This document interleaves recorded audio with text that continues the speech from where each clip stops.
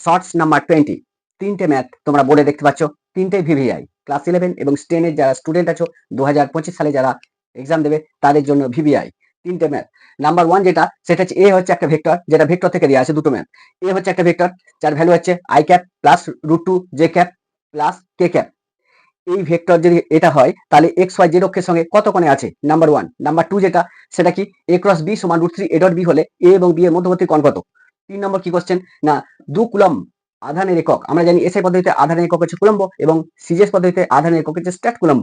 সেই 2 কুলম্ব আধানে ইলেকট্রনের সংখ্যা কত, এই তিনটে ম্যাথ কিন্তু ভিভিআই, এই তিনটে ম্যাথ আমি একটু শর্টকাট সিস্টেমে করাচ্ছি। প্রথম নাম্বার 1 কি আছে ভেক্টর, এক নম্বরটা দেখো যে এ ভেক্টরের ভ্যালু দেওয়া আছে, এ ভেক্টর সমান কত I cap plus √2 J cap plus K cap.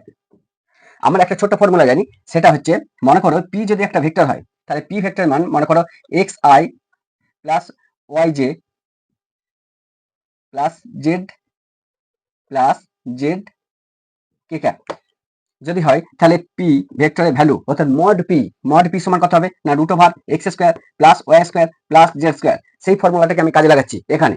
তাহলে এই যদি ভেক্টরটার মান হয় এটা, তাহলে মডে কত হবে, মডে এর ভ্যালু হচ্ছে √, দেখো কত ছিল ফর্মুলাটা হচ্ছে x² plus y² plus z²। x এর পরিবর্তে এখানে কত দিয়েছে কিছুই নাই মানে 1, তাহলে 1 তার হোল স্কয়ার প্লাস y এর পরিবর্তে কত দিয়েছে √2, তাহলে √2 তার হোল স্কয়ার প্লাস এখানে কে x y z, তাহলে x এর ভ্যালু কিছু নাই মানে 1। আচ্ছা y এর ভ্যালু √2 আছে দিয়ে দিয়েছি √2, আর z এর ভ্যালু কত কিছু দেওয়া নেই মানে 1 তার হোল স্কয়ার।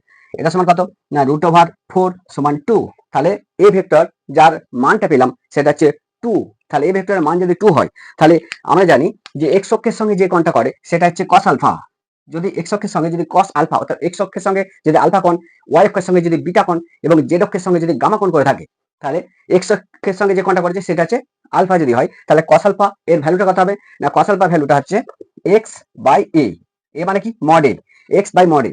তাহলে x এর ভ্যালু কত দেখো এখানে x এর ভ্যালু কিছু দেওয়া আছে দেওয়া নেই, তাহলে x এর পরিবর্তে কত লিখবো 1/মড এর মান কত না 2 বেরিয়েছে, তাহলে হাফ হলো, তাহলে হাফ। তাহলে cos আলফা এটা সমান কত না হাফ মানে কত না cos 60 ডিগ্রি।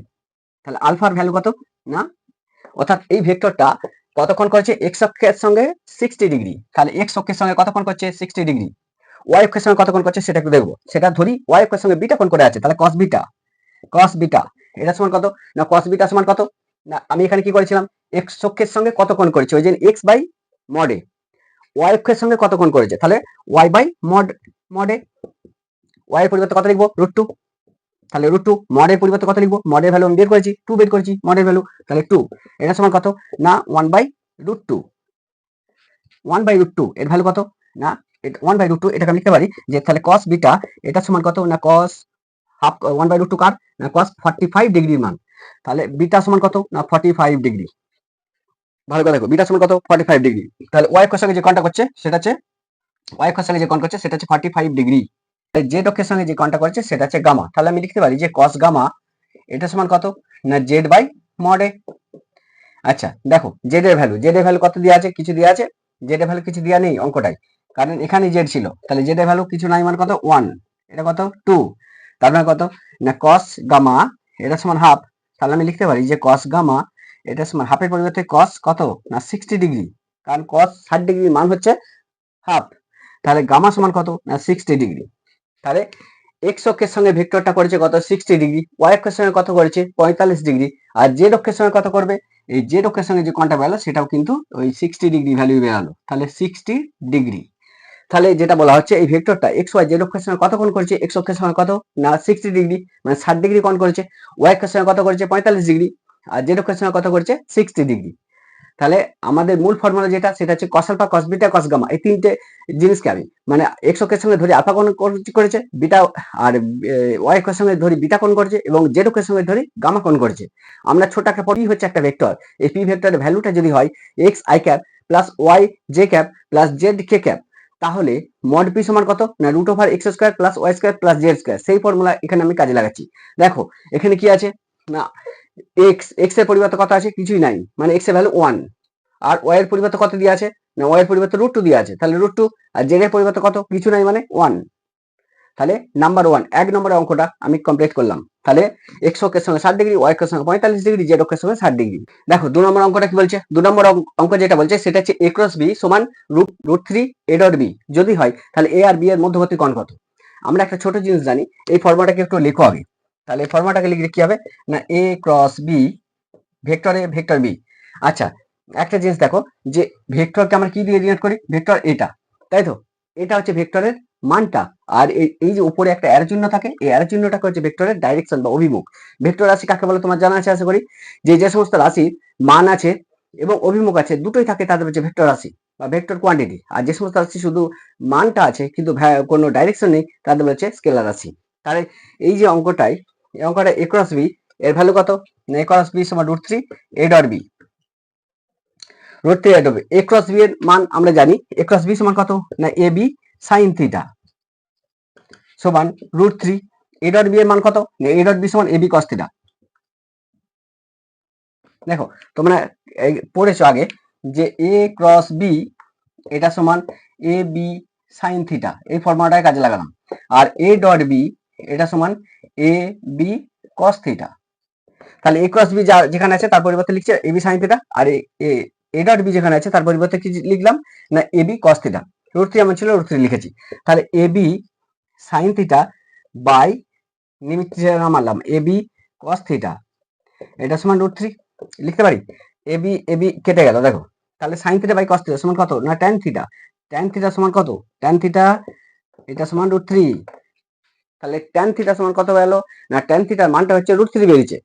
tan থিটা যদি √3 হয়, √3 কার মান অ্যাকচুয়ালি? না tan কার মান?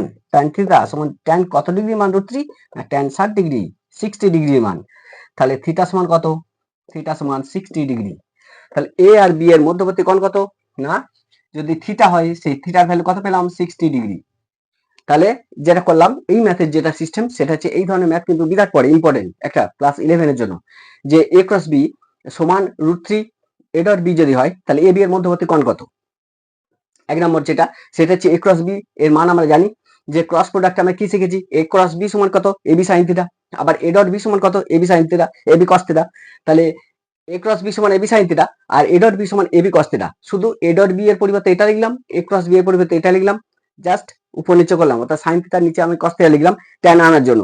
তাহলে tan থিটা ভ্যালু কত পেলো? না √3। তাহলে tan থিটা যদি √3 হয় তাহলে tan কত ডিগ্রি মান √3? না tan 60 ডিগ্রি, 60 ডিগ্রি মান হচ্ছে √3। তাহলে √3 পরিবর্তে আমি কি লিখতে পারি?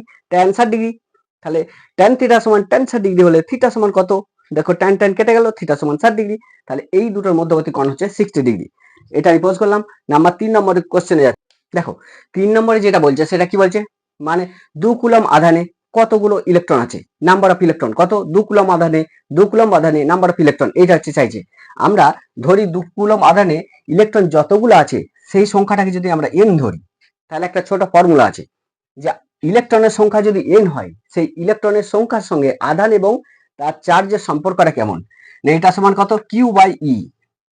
তাহলে n সমান q বাই e, এই যে ফর্মুলাটা এটা একটা ভিভিআই ফর্মুলা, কুলম্ব ল। মনে পড়ছে কুলম্ব ল? দুটো বিন্দু আধানের মধ্যে আকর্ষণ বা বিকর্ষণ বলে মান আধান দুটো গুণফলের সমানুপাতিক এবং ওদের মধ্যবর্তী দূরত্বের বর্গের ব্যস্তানুপাতিক। একটু জাস্ট রিমাইন্ড করে নাও, দুটো বিন্দু আধান, বিন্দু আধান মনে কর q1 আর এখানে একটা আছে সেটা আছে q2, এদের মধ্যবর্তী যে দূরত্ব সেটাকে d ধরলাম, ঠিক আছে? এদের মধ্যে যে আকর্ষণ বল বা বিকর্ষণ বল কাজ করবে। দেখো প্রথম বিন্দু আধান কাদের বলে? ফার্স্ট বিন্দু আধান কাদের বলে? বলছে দুটো আধানের মধ্যবর্তী দূরত্ব যদি অনেক বেশি হয়। বিন্দু আধান মানে কি? আধানগুলো বিন্দু হবে না, পয়েন্ট হবে না, পয়েন্ট অফ চার্জ। এটা একটা তাত্ত্বিক কথা। পয়েন্ট অফ চার্জ মানে কেন বলা হচ্ছে? বলছে দুটো আধানের মধ্যবর্তী দূরত্ব যদি অনেক বেশি হয় তাহলে সেই আধানগুলোকে বলা হচ্ছে বিন্দু আধান। ঠিক সেম সিস্টেম সূর্যকে কি বলা হয়? The source of light. কি বলছে? বিন্দু আলোক উৎস। কে? না সূর্য। সূর্য কি বিন্দু আলোক উৎস? বিরাট আলোক উৎস, পৃথিবীকে কয়েকটা হাজার পৃথিবী ঢুকে যাবে সূর্যের মধ্যে, তাহলে তবু তাকে বিন্দু আলোক উৎস বলা আছে। কেন? না আলোক বিন্দু কথাটা সেখানেই অ্যাড হয় বলছে দুটো উৎসের মধ্যবর্তী দূরত্ব যদি অনেক বেশি হয় তখন সেই উৎসগুলোকে বলা হচ্ছে বিন্দু আলোক উৎস। যেমন সূর্য থেকে পৃথিবীর দূরত্ব অনেক বেশি, এই জন্য সূর্যটাকে বলা হচ্ছে বিন্দু আলোক উৎস। ঠিক সেম সিস্টেম দুটো বিন্দু আধানের মধ্যবর্তী দূরত্ব যে ডি হয়, ঠিক আছে? আধান করকম হয়? না পজিটিভ আধান হয়, নেগেটিভ আধান হয়। আমরা জানি যে চার্জ হচ্ছে দু রকম, পজিটিভ চার্জ, নেগেটিভ চার্জ। মানে প্লাস আধান আর মাইনাস আধান, ঋণাত্মক আধান ধনাত্মক আধান, দুটো ধনাত্মক আধান বা দুটো ঋণাত্মক আধান পরস্পরকে বিকর্ষণ করে। ঠিক আবার একটা ধনাত্মক আধান একটা ঋণাত্মক আধান পরস্পরকে আকর্ষণ করে। অর্থাৎ বলতে চাইছে একটা প্লাস আধান একটা মাইনাস আধান এরা পরস্পরকে কি করবে, অ্যাট্রাকটিভ ফোর্স প্রয়োগ করবে, আকর্ষণ করবে। আর দুটো যদি প্লাস আধান হয় বা দুটো যদি মাইনাস আধান হয় এরা পরস্পরকে কি করবে, রিপালসিভ ফোর্স প্রয়োগ করবে, মানে বিকর্ষণ বল প্রয়োগ করবে। বিষয়টা ক্লিয়ার হয়েছে? তাহলে কুলম্বস ল এর ম্যাথমেটিক্যাল ইকুয়েশনটা কি বলছে একবার ভালো করে দেখে নাও। সেখান থেকে এই অঙ্কটা বলছে দুটো বিন্দু আধানের মধ্যবর্তী দূরত্ব, যদি আধান দুটোর মধ্যবর্তী দূরত্ব, তার দুটো বিন্দু আধান এদের মধ্যবর্তী দূরত্ব যদি ডি হয়, তাহলে এদের মধ্যে কি হতে পারে, আকর্ষণ বল প্রয়োগ করতে পারে অথবা বিকর্ষণ বল প্রয়োগ করতে পারে। অর্থাৎ এরা যদি পজিটিভ হয় তাহলে এদের মধ্যে বিকর্ষণ বল কাজ করবে, একটা পজিটিভ একটা নেগেটিভ হলে কি করবে, আকর্ষণ বল প্রয়োগ করবে। তাহলে আকর্ষণ বল প্রয়োগ করবে না বিকর্ষণ বল প্রয়োগ করবে, এর ভ্যালুটা কত হবে, এটা নিয়ে কুলম্ব ল। যে দুটো বিন্দু আধানের মধ্যে আকর্ষণ বা বিকর্ষণ বলের মান, সেই মানটা যদি এফ হয় তাহলে কি বলছে যে এফ ভ্যারিজাস কিউ1 কিউ2, মানে দুটো বিন্দু আধানের মধ্যে আকর্ষণ বা বিকর্ষণ বলের মানটা আধান দুটোর গুণফলের সমানুপাতিক। আধান দুটো কত, একটা কিউ1 একটা কিউ2, গুণফল কত কিউ1 কিউ2 এর সমানুপাতিক, মানে ডাইরেক্ট প্রপোর্শনাল আছে এফ ভ্যারিজাস কিউ1 কিউ2। আর আধান দুটোর মধ্যবর্তী দূরত্বের বর্গের ব্যস্তানুপাতিক। তাহলে এফ ভ্যারিজাস কি বলবো না 1/d স্কয়ার, মধ্যবর্তী দূরত্ব কত না d, তাদের বর্গ কত না d স্কয়ার, তার ব্যস্তানুপাতিক মানে 1/d স্কয়ার। তাহলে এই দুটোকে অ্যাডজাস্ট করে আমি কি পেয়েছি, যে দেখো যে পেলাম যেটা সেটা হচ্ছে 1/k কিউ1 q two by D square, এটা হচ্ছে পেলাম, আলটিমেট পেলাম। এই কে এর ভ্যালুটা চেঞ্জ হয়, যদি এসআই সিস্টেম হয় তাহলে কে এর ভ্যালু হচ্ছে 1 হয়ে যায়। তাহলে কে এর ভ্যালু যদি 1 হয়ে যায় তাহলে এফ সমান কত q one q two by r square, SI system. আর যে সিজি সিস্টেমে যায় তাহলে ওই কে এর ভ্যালুটা কত হয় 1/4 পাই এপসাইলন নট। তাহলে এটা হচ্ছে আমি যদি সিজি এসআই তে যাই তাহলে এটা হবে, সিজিএস এ গেলে এটা হবে। যাই হোক, এখন এই হচ্ছে কুলম্ব লটা, একটা ছোটখাটো তোমাদেরকে জাস্ট ধারণাটা দিলাম, তোমরা সবই জানো। এখন যেটা বলা হচ্ছে এখান থেকে একটা কোশ্চেন করেছে যে 2 কুলম্ব আধানে ইলেকট্রনের সংখ্যা কত।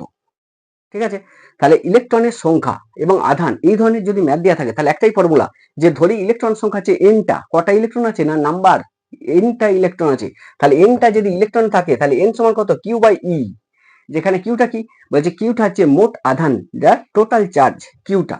আর ইটা কি বলছে, ইটা হচ্ছে একটা ইলেকট্রনের আধান, একটা ইলেকট্রনের যে চার্জ, সেই চার্জের মানটা হচ্ছে, আমাদের জানি একটা সিস্টেম যে তোমরা দেখেছো যে ইলেকট্রনের যে চার্জ সেটা কত না 1 ইলেকট্রনের যে চার্জ এর ভ্যালু কত 1.6 ইন্টু 10⁻⁻⁹ এত কি কুলম্ব, কোন সিস্টেম এসআই।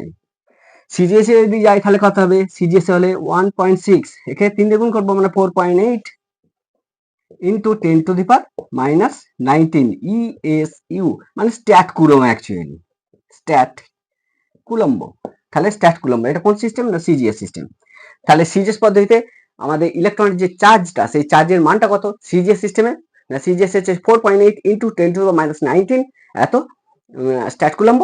আর যদি এসআইতে যাই তাহলে সেই ভ্যালুটা কত হবে 1.6 ইন্টু 10⁻⁻⁹ কুলম্ব। তাহলে এখানে দেখো আধান আর কি বলেছে একটা ইলেকট্রনের চার্জ, তাহলে এন সমান ফর্মুলায় ফেলো, তাহলে এন এর ভ্যালু বলেছে কিউ বাই এটা, কিউ এর মান কত বলা আছে এখানে দেখো, কিউ এর মান বলা আছে কিউ সমান কত না কিউ সমান 2c, অর্থাৎ আধানের পরিমাণ কত 2 কুলম্ব। তাহলে এখানে কি লিখবো, এন সমান কিউ এর পরিবর্তে 2 কুলম্ব, 2 একটা ইলেকট্রন চার্জ কত কুলম্ব যেহেতু বলা আছে, তাহলে কোনটা নেবো এসআইটা নেবো, কারণ এসআই পদ্ধতিতে এককটা হচ্ছে কুলম্ব। তাহলে এটা লিখছি 1.6 ইন্টু 10⁻⁹ এত কি না এত সংখ্যা মানে নাম্বার, এত টি, কতগুলো ইলেকট্রন আছে এতটি ইলেকট্রন আছে। তার মানে এটাকে যদি আমি ক্যালকুলেশন করি তাহলে কত পাবো না 125 ইন্টু 10⁻18 এত টি। তাহলে 2 কুলম্ব আধানে টোটাল নাম্বার অফ ইলেকট্রন কটা না নাম্বার অফ ইলেকট্রন এতটি, কত ভ্যালু বেরোলো না 12.5 ইন্টু 10⁻18 এতগুলো ইলেকট্রন থাকে, মানে এতগুলো ইলেকট্রন থাকে। ঠিক আছে, তাহলে এই যে তিনটে অঙ্ক, এই তিনটে অঙ্ক কিন্তু ভিভিআই তোমরা একটু ভালো করে